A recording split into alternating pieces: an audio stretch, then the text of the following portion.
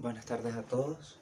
Hoy continuamos con el cuarto capítulo de La historia interminable de Michael Ende.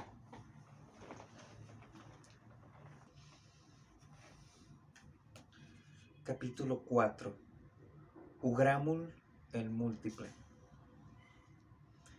Dos tormentos empezaba a sufrir Atreyu: hambre y sed. Hacía 2 días que había dejado el pantano de la tristeza y desde entonces vagaba por un desierto de piedra en el que no había un ser vivo. Lo poco que le quedaba aún de sus provisiones se había hundido con Artax en el agua negra. Inútilmente escarbó con las manos entre las piedras para encontrar alguna raíz. Allí no crecía nada, ni siquiera musgos o líquenes.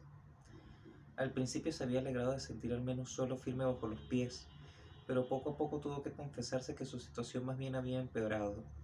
Se había perdido. Ni siquiera podía determinar ya por el cielo el rumbo que seguía, porque aquella media luz era igual por todas partes y no le ofrecía ningún punto de referencia. Un viento frío soplaba incesantemente en torno a las agujas de piedra que se alzaban a su alrededor. Escaló crestas y cumbres rocosas, subió y bajó, pero nunca se le ofreció otra vista que la de más y más montañas, detrás de las cuales había otras cadenas montañosas, y así hasta el horizonte en todas direcciones. Y nada vivo, ningún bichito ni hormiga, ni siquiera los buitres que suelen seguir a los caminantes perdidos hasta que se desploman. No había ya duda, la región en que se había extraviado eran las montañas muertas. Pocos las habían visto nunca y casi ninguno había regresado de ellas, pero en las leyendas que contaba el pueblo de Atreyu se hablaba de esas montañas. Recordó una estrofa de una vieja canción: más valiera el cazador sucumbir en los pantanos, porque en las montañas muertas, en el abismo profundo, habita Ygramul, el múltiple, el horror de los horrores. Aunque Atreyu hubiera sabido en qué dirección ir para regresar, no le hubiera sido posible hacerlo. Se había adentrado ya demasiado. Si se hubiera tratado solo de él, quizás se hubiera dejado caer simplemente en alguna oquedad de la roca para esperar la muerte, como solían hacer los cazadores de su pueblo en esos casos. Sin embargo, estaba en la gran búsqueda, y se encontraba en juego la vida de la emperatriz infantil y de toda fantasía. No podía darse por vencido. Por eso siguió subiendo y bajando montañas, dándose cuenta a veces de que desde hacía mucho rato caminaba como un sonámbulo, mientras su mente vagaba por otros lugares y regresaba solo de mala gana. Bastián se estremeció. El reloj de la torre dio la 1. Por hoy las clases habían terminado. Escuchó el ruido y los gritos de los niños que abajo salían de las aulas y corrían por los pasillos. Se oyó en las escaleras el estrépito de muchos pies. Luego, durante un rato, subieron aún desde la calle gritos diversos, y finalmente el silencio se extendió por todo el colegio. Aquel silencio cubrió el ánimo de Bastián como un manto pesado y sofocante que amenazaba asfixiarlo. Desde ahora estaría solito en el gran colegio, todo el día, la noche siguiente, quién sabe cuánto tiempo. A partir de ahora la cosa iba en serio. Los otros se iban a casa para comer. También Bastián tenía hambre y sentía frío, a pesar de las mantas militares que se había echado por los hombros. De pronto perdió todo el valor y todo su plan le pareció completamente disparatado y absurdo. Quería irse a casa ahora, enseguida. Todavía era tiempo. Su padre no podría haber notado nada aún. Bastián no necesitaba decirle siquiera que se había fumado el colegio. Naturalmente alguna vez lo sabría, pero hasta entonces pasaría tiempo. El asunto del libro robado, sí, también tendría que confesarlo alguna vez. Su padre no encajaría a fin de cuentas lo mismo que había encajado todas las decepciones que Bastián le había causado.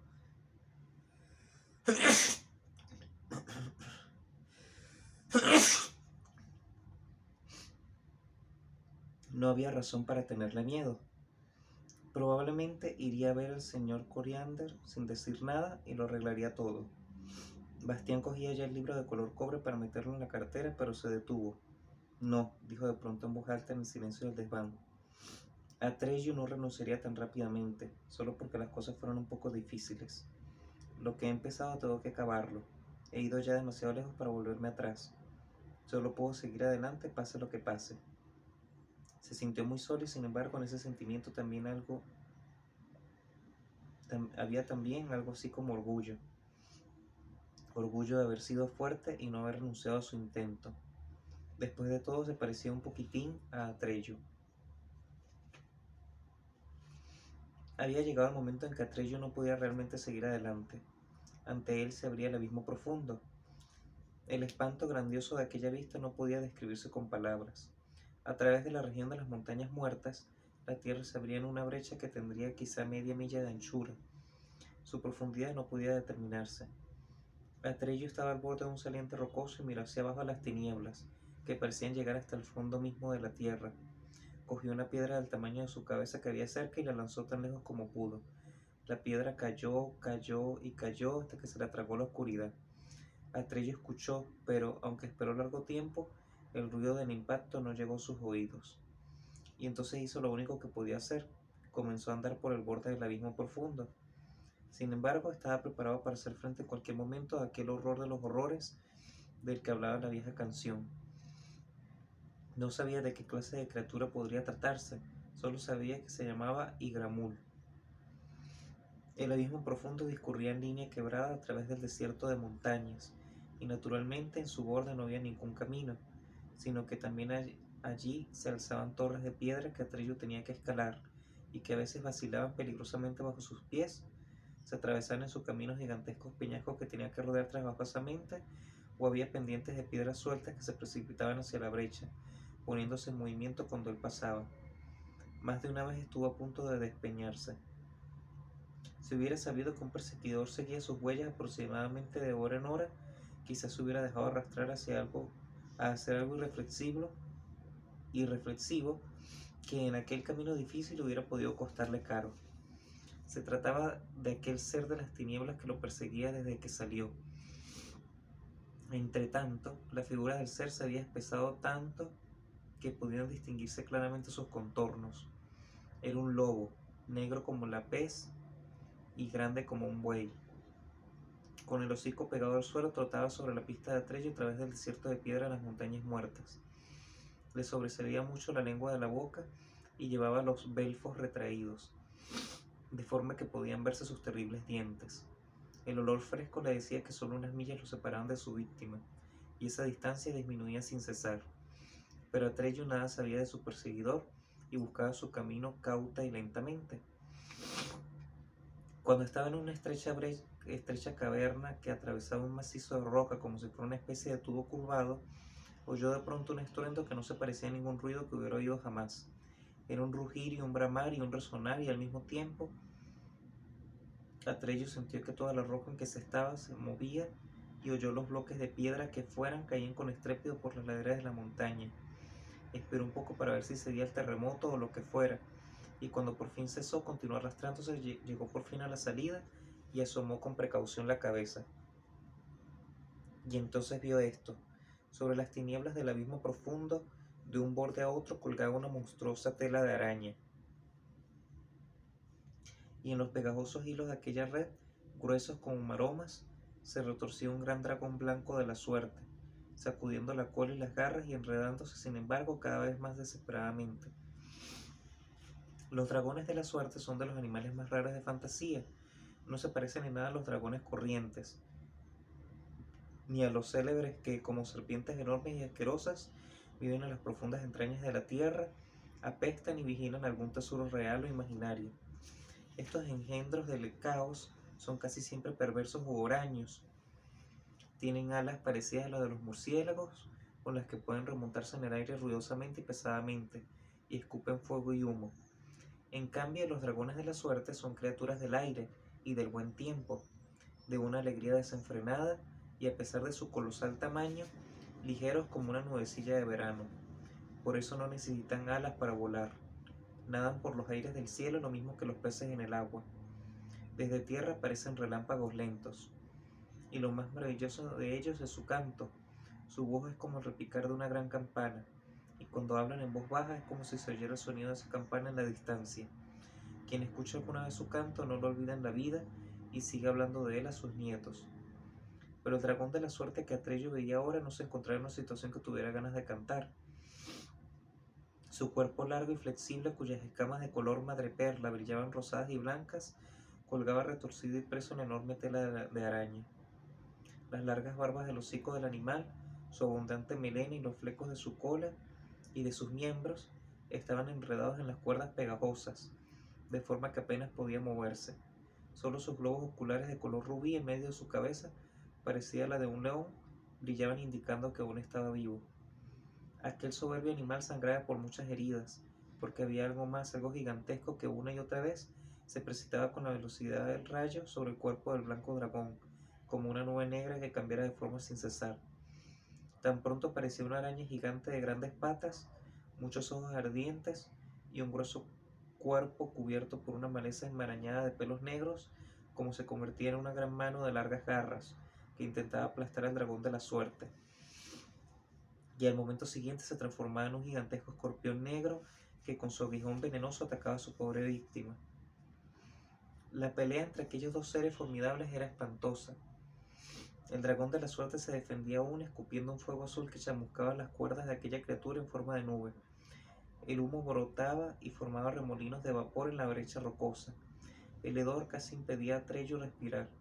Una vez, el dragón de la suerte logró incluso morder una de las largas patas de su adversario. Sin embargo, el miembro seccionado no cayó en las profundidades del abismo, sino que se movió un momento en el aire por sí solo y volvió luego a su lugar original, uniéndose otra vez al oscuro cuerpo de forma de nube. Y así ocurría siempre, cada vez que el dragón agarraba uno de los miembros entre sus dientes, parecía morder en el vacío. Solo entonces se dio cuenta Trello de algo que antes no había notado. Aquella criatura horripilante no era un solo cuerpo sólido, sino que se componía de innumerables insectos de un azul acerado, que zumbaban como avispones furiosos y en enjambre espeso, dotando siempre nuevas formas. Era Igramul, y ahora sabía Atreyu por qué lo llamaban el múltiple. Atreyu salió de un salto de su escondite, cogió la alhaja que llevaba al pecho y gritó tan fuerte como pudo: ¡Alto! En nombre de la emperatriz infantil, ¡alto! Sin embargo, en medio del rugir y jadear de aquellas criaturas que luchaban, su voz se perdió. Apenas pudo oírla él mismo. Sin pensarlo, corrió por las pegajosas maromas de la red hacia los combatientes. La red vibraba bajo sus pies. Perdió el equilibrio, cayó entre las mallas, se quedó colgando solo de las manos sobre la profundidad tenebrosa. Logró subirse de nuevo, se quedó pegado, se libró otra vez y siguió adelante. Y Gramul se dio cuenta de pronto de que algo se le acercaba. Se dio la vuelta con la rapidez de un relámpago, y su aspecto era horrible. Era solo un rostro gigantesco de color azul acerado con un único ojo sobre la base de la nariz, que en su pupila vertical de una malignidad inimaginable miraba fijamente a Trello. Bastián lanzó una exclamación de horror. Un grito de horror resonó en la garganta, rebotando de un lado a otro como un eco. Y Gramul movió su ojo hacia la izquierda y a la derecha para ver si llegaba algún otro, porque el muchacho que estaba ante él como paralizado de espanto no podía haber sido, pero no había nadie más. ¿Habrá sido mi grito lo que ha oído?, pensó Bastián profundamente preocupado. No es posible. Y entonces oyó a Trello la voz de Gramul. Era una voz muy aguda y un tanto ronca, que no concordaba en absoluto con su rostro gigantesco. Además, su boca no se movía al hablar. Era el zumbido de un enorme enjambre de avispones que formaba palabras. Un bípedo, le oyó decir a Trello. Después de tanto pasar hambre, 2 bocados exquisitos. Hoy es un día de suerte para Igramul. Atreyu tuvo que hacer acopio de toda su fuerza, sostuvo el esplendor ante el único ojo del monstruo y le preguntó: ¿conocéis este signo? Acércate, bípedo, zumbó el coro de muchas voces. Igramul no ve muy bien. Atreyu dio otro paso hacia el rostro, y Gramul abrió ahora la boca. En lugar de lengua tenía innumerables antenas, pinzas y tentáculos. Más cerca zumbó el enjambre. Atreyu dio otro paso adelante, quedando tan cerca del rostro que ahora podía ver claramente los incontables seres distintos de color azul acerado que revoloteaban en confusión, y sin embargo aquel horrible rostro permanecía totalmente inmóvil. Soy Atreyu y cumplo una misión de la emperatriz infantil. En mal momento llegas, respondió el colérico zumbido tras una pausa. ¿Qué quieres de Gramul? Como ves, está muy ocupado. Quiero ese dragón de la suerte, respondió Atreyu. Dámelo. ¿Para qué lo quieres, bípedo Atreyu? He perdido mi caballo en el pantano de la tristeza. Tengo que ir al oráculo del sur, porque solo Uyulala puede decirme quién es capaz de dar un nuevo nombre a la emperatriz infantil. Si no recibe ese nombre, morirá y con ella toda fantasía. También vosotros y Gramul, a quienes llaman el múltiple. Ah, llegó el resto llegó desde el rostro como un sonido prolongado. ¿Esa es la razón de que haya esos lugares donde no queda nada? Sí, replicó Atreyu. Así que también vosotros lo sabéis, Gramul. Sin embargo, el oráculo del sur está demasiado lejos para que yo pueda llegar a él en el tiempo llegar en el tiempo que dure mi vida. Por eso os pido el dragón de la suerte. Si me lleva por los aires, quizá pueda llegar a mi destino. En el enjambre revoloteante que formaba el rostro, se pudo oír algo que podía ser una risa ahogada de muchas voces. Te equivocas, bípedo Atreyu. Nada sabemos del oráculo del sur ni de Uyulala, pero sabemos que ese dragón no puede llevarte ya. E incluso aunque no estuviera herido, vuestro viaje duraría tanto que entre tanto la emperatriz moriría de su enfermedad. No puedes medir tu búsqueda teniendo en cuenta tu vida, bípedo Atreyu, sino la suya. La mirada del ojo de pupila vertical era difícilmente soportable y Atreyu bajó la cabeza. Eso es cierto, dijo en voz baja. Además, siguió diciendo el rostro sin moverse, el dragón tiene ya en el cuerpo el veneno de Gramul. Como mucho le queda una horita de vida. Entonces no hay esperanza, murmuró Atreyu, ni para él, ni para mí, ni tampoco para vosotros, Igramul. Bueno, al menos Igramul habrá comido bien otra vez, pero no es nada seguro que se trate realmente de la última comida de Igramul. Él conoce un medio que te llevaría en un santiamén hasta el oráculo del sur. Que te guste o no, bípedo Atreyu, es otra cuestión. ¿Qué quieres decir? Es el secreto de Igramul, pero también las criaturas del abismo tienen sus secretos, bípedo Atreyu. Igramul no lo ha revelado nunca hasta ahora, y también tú debes jurar que nunca lo revelarás, porque le perjudicaría a Igramul, le perjudicaría mucho a Igramul que se supiera. Lo juro, habla. El enorme rostro azul lacerado se inclinó un poco hacia adelante y zumbó de una forma casi inaudible. Debes dejar que Igramul te muerda. Atreyu retrocedió asustado. El veneno de Igramul, siguió diciendo la voz, mata en el plazo de una hora, pero da también a quien lo recibe la facultad de trasladarse al lugar de fantasía que desee. Piensa en lo que ocurriría si eso se supiera. A Igramul se le escaparían todas sus víctimas. Una hora, pero ¿qué puedo hacer en una hora?